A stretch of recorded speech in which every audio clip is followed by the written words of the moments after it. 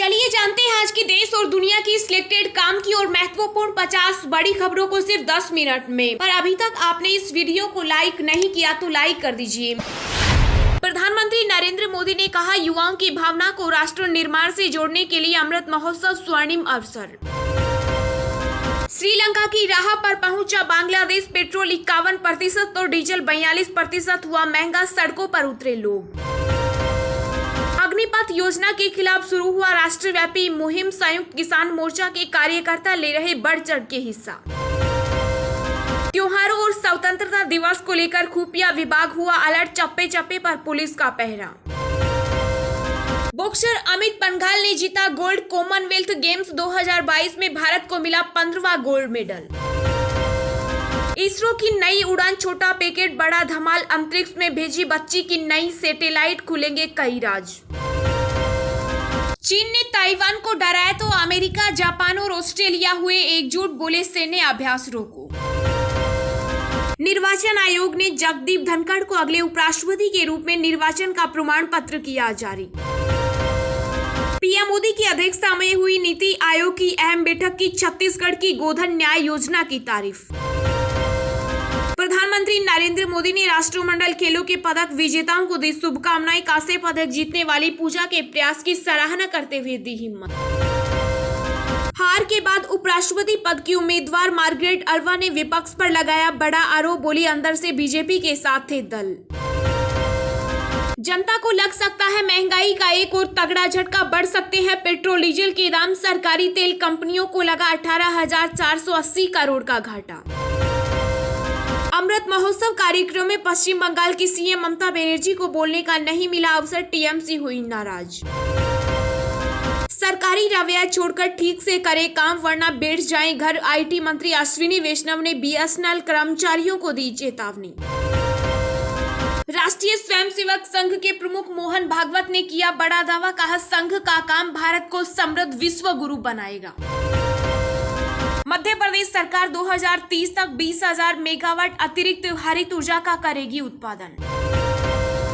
महंगाई के खिलाफ बेरोजगारी रथ पर सवार होकर सड़क पर उतरी बिहार के नेता प्रतिपक्ष तेजस्वी यादव की टीम। आम आदमी पार्टी के संयोजक अरविंद केजरीवाल ने गुजरात के आदिवासी जिले में की रैली, कई घोषणाओं का किया ऐलान।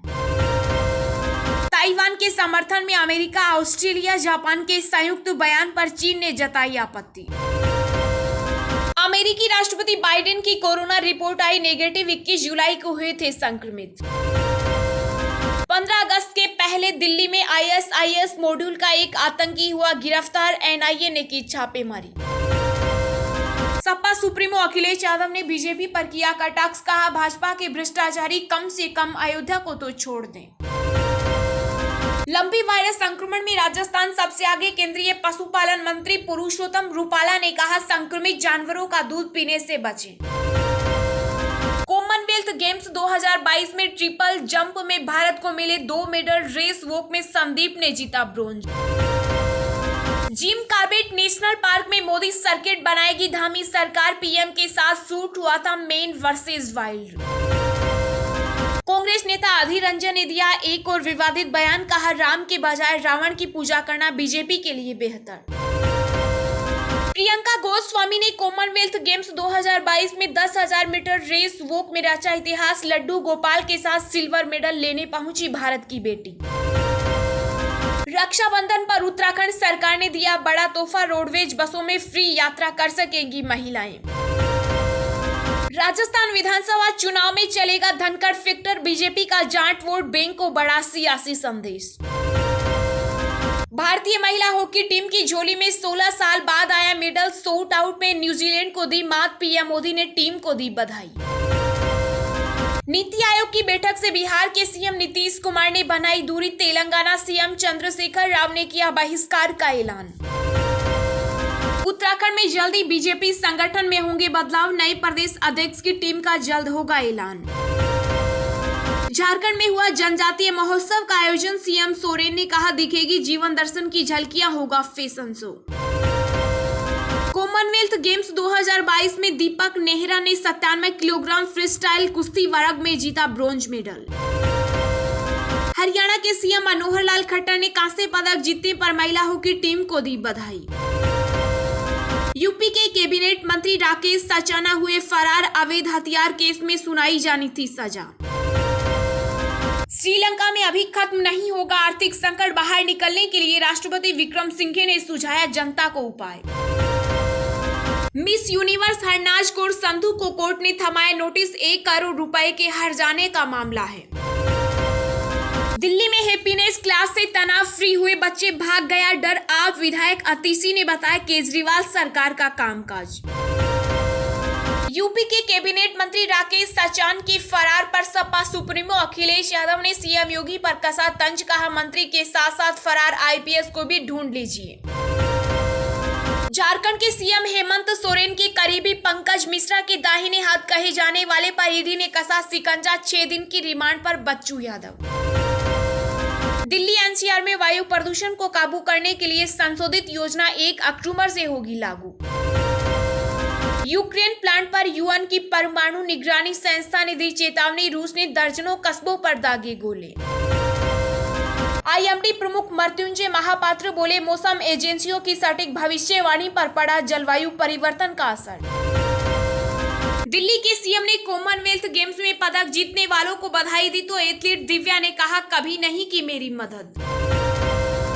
देश में नहीं थम रही कोरोना संक्रमण की रफ्तार, बीते 24 घंटों में सामने आए 18,738 नए केस, कोविड से 40 लोगों की हुई मौत। केंद्रीय मंत्री नितिन गडकरी ने बताई एक एयरबैग की कीमत है सिर्फ 800 रुपए, लेकिन कंपनियां ऐंठती है हजारों। शिवसेना सांसद संजय राउत ने किया बड़ा सवाल, कहा मुंबई को आर्थिक राजधानी किसने बनाया, गुजरातियों ने या मराठियों ने। आरसीपी सिंह के इस्तीफे के बाद बिहार में सियासी हलचल, शिक्षा मंत्री बोले केंद्र में शामिल नहीं होगी जेडीयू। जदयू ने किया बड़ा ऐलान, नहीं होंगे केंद्रीय मंत्रिमंडल में शामिल, लेकिन बिहार में एनडीए पर आंच नहीं। कांस्य पदक जीतने पर आंखों में आंसू लिए पूजा ने देश से मांगी माफी, पीएम मोदी ने यूं बढ़ाया हौसला। अन्नू रानी का कमाल, जेवलिन थ्रो में भारत को दिलाया ब्रॉन्ज मेडल। ट्रिपल जंप में भारत ने रचा इतिहास, एलहोस पोल गोल्ड, अब्दुल्ला सिल्वर जीते। अमित पंघाल ने जीता गोल्ड, विरोधी बॉक्सर पर ताबड़तोड़ पंच बरसाकर रुलाया। 5 बार के वर्ल्ड चैंपियन विश्वनाथ आनंद को मिली बड़ी जिम्मेदारी, बने अंतर्राष्ट्रीय शतरंज महासंघ के उपाध्यक्ष। मणिपुर में शरारती तत्वों ने वैन में लगाई आग, 2 जिलों में धारा 144 लागू, इंटरनेट सेवा बंद। बाहुबली पूर्व सांसद उमाकांत यादव मिला दोषी करार, आज तय होगी सजा, जीआरपी जवान को मारी थी गोली। मुख्यमंत्री प्रमोद सावंत ने संस्कृति मंत्री रेड्डी को सौंपा गोवा की मिट्टी, नए संसद भवन के निर्माण में होगी इस्तेमाल।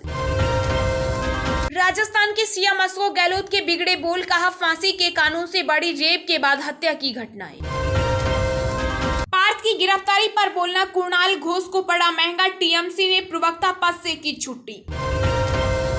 मनी लॉन्ड्रिंग मामले में सत्येंद्र जैन की पत्नी पूनम जैन को मिली अंतरिम जमानत, 20 अगस्त को होगी अगली सुनवाई। यूपी पीईटी परीक्षा की बदली तारीख, 18 सितंबर की जगह 15 से 16 अक्टूबर को होगा एग्जाम। एनडीटीएफ ने राज्यसभा एमपी से की मुलाकात, फिर रखी एडहॉक टीचर्स के समायोजन की मांग।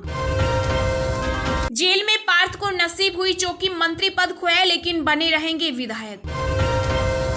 महाराष्ट्र में कैबिनेट विस्तार में देरी को लेकर अजीत पवार ने सरकार पर साधा निशाना, कहा दिल्ली से हरी झंडी नहीं मिली।